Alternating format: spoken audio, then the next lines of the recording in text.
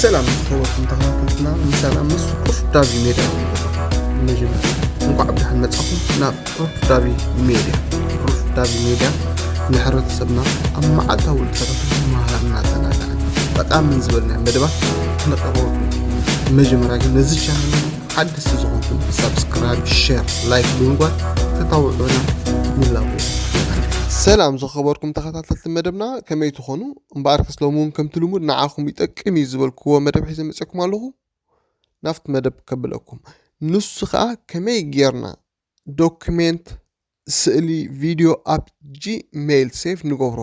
ወይ ንኽዝኖ ጥቕሙን ተርኢ ቪድዮ ሒዘልኩም መፅእ ኣለኹ መጀመርያ ግን ብዛዕባ ኣብ ጂሜይል ዶኩመንት ፎቶ ቪድዮ ሴቭ ወይ ምኽዛን ጥቕሙ ገለ ክብለኩም ሞባይላትና ምስ ጠፍአና ፓስወርድ ናይ ቴሌፎንና ምስ ንርስዖ እሞ ሞባይል ቴሌፎንና ፎርማት ክንገብራ ምስ ንግደድ ኩሉ እቲ ኣብ ሞባይላትና ቴሌፎናትና ዝነበረ ዶኩሜንት ይኹን ስእሊ እዩ ዝጠፍእ ብፍላይ ተመሊስና ክንረኽቦ ዘይንኽእል ምስ ዝኸውን ብጣዕሚ ሕዝነና ወይ ዘጉሄና ስለዚ ኣብ ጂሜይል ሴቭ ጌርናዮ ወይ ከዚናዮ እንተፀኒሕና ግን ወላሓለ ዘሰክፍ ነገር የብልናን ብዘይ ዝኾነ ፀገም ኣብ ዘለናዮ ግዜ ኣብ ጂሜይል ብምኽፋት ክንረኽቦ ስለ ንኽእል ማለት እዩ ስለዚ እምበኣር ብፍላይ እቶም ብዙሕ ግዜ ሞባይል ዝበላሸወና ወይ ዝጠፍአና ሰባት ንዓና ብጣዕሚ ኣዝያ ሓጋዚት እያ ንጠቀመላ እምበኣር ከስ ሕጂ ናፍቲ መስራሕ ከብለኩም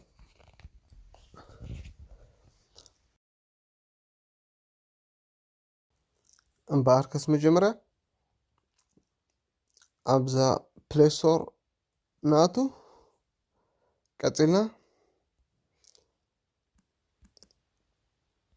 ጉግል ድራይቭ ኢልና ንፅሕፍ ጉግል ድራይቭ መፂና ኣሎ ኣብዚኣ ኢንስቶል ትብለላ ብምጥዋቕ ኢንስቶል ንብላ ንፅበያ ክሳዕ ኢንስቶል ትውድእ ተኸይዳ ኣለና ንፅበያ ንእሺ ኦኬ ሕጂ ዳውንሎድ ጌራ ወዲኣ ኣላ ቀፂልና ነዛ ኦፐን ትብል ንኽፈታ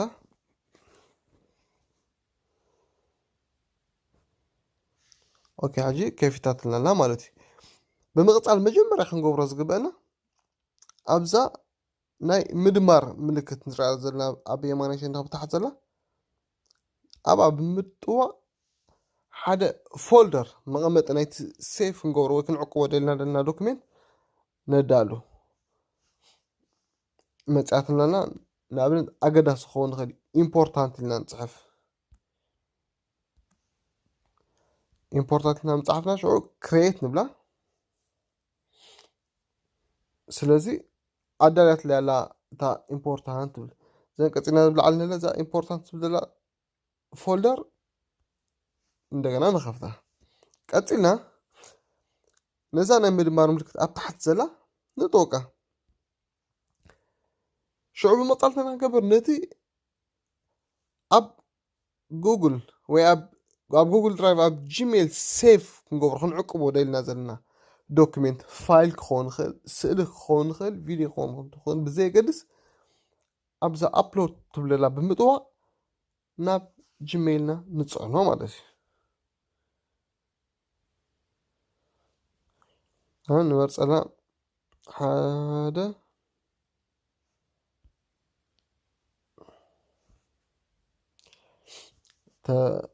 ሴፍ ትብላላ ኣፕሎድ ትብላላ ፅበያ ክሳዕ ኣፕሎድ እንትውድእ ኦኬ ወዲኡ ኣለኹ ሓንቲ ፋይል ሴቭ ገይረ ካሊእ እውን ክቐፅል እንተደሊ እንደገና ኣብታ ናይ ምድማር ምልክት ብምጥዋቕ ዘን ኣፕሎድ ይብላ ኣብ ሓደ ግዜ ብዙሕ ዝበለ ስእልታት እውን ክንገብር ንኽእልና ንኣብነት 4 መሪፅ ኣለኹ ፎር ሰሌክት ትብለኒ ኣሎ እንታ ሰሌክት ትብለላ ብየማን ናይ ሸነኽ ዘላ ንዓ ንጥውቓ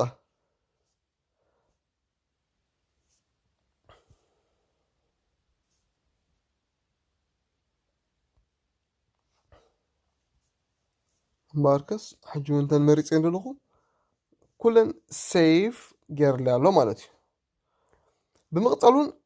كالي فولدر كنكفت نخلينا ማለት ስልታቲ ቪዲዮ ክገብር ለለኹ እንደገና after ናይ ምድማር ምልክት ዘላ እንጠወቃ እንደገና እንታ ፎልደር ትብለላ ንኽፈታ ቪዲዮስ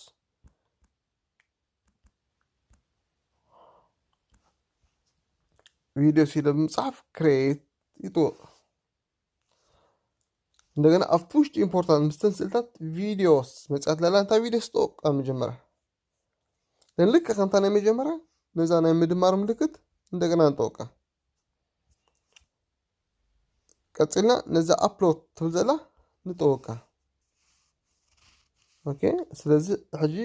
ቪዲዮ ዳውንሎድ ገብረ ለኹ ዛ ናይ መጀመሪያ ትሪዋለኹ ቪዲዮ ኤምፕ4 ትብለላ مع يدوغا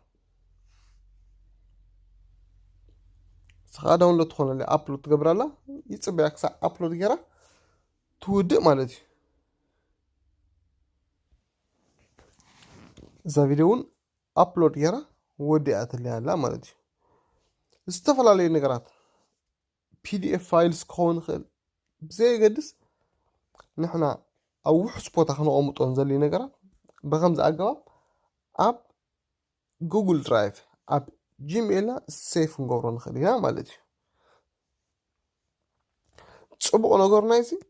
ኣብ ጉግል ድራይቭ ወይ ኣብ ጂሜይል ሴፍ ምግባር ኣብ ዝኸድካ ከይድ ብዘይ ገድስ ዋላ ሞባይልካ ምሳኻ ኣብ ገዛ ረስዕካ ክትከይድ ትኽእል ወይ ኣብ ዝኾነ ቦታ ክትጥፋእ ትኽእል ኢሜይልካ ግና ኩሉ ግዜ ምሳኻ ኣብ ርእስኻ ስለ ዘሎ ብዘይ ገድስ ኣብ ዝኾነ ኮምፒተር ኣብ ዝኾነ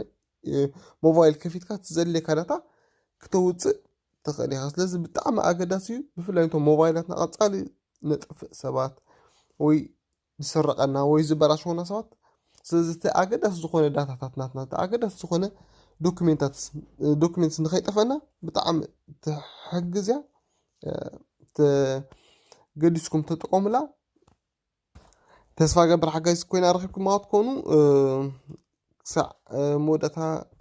مسبب متاعهم بتعمل مسكنكم توم شير سابسكرايب زي قبركم لما شير سابسكرايب لايك تكبروا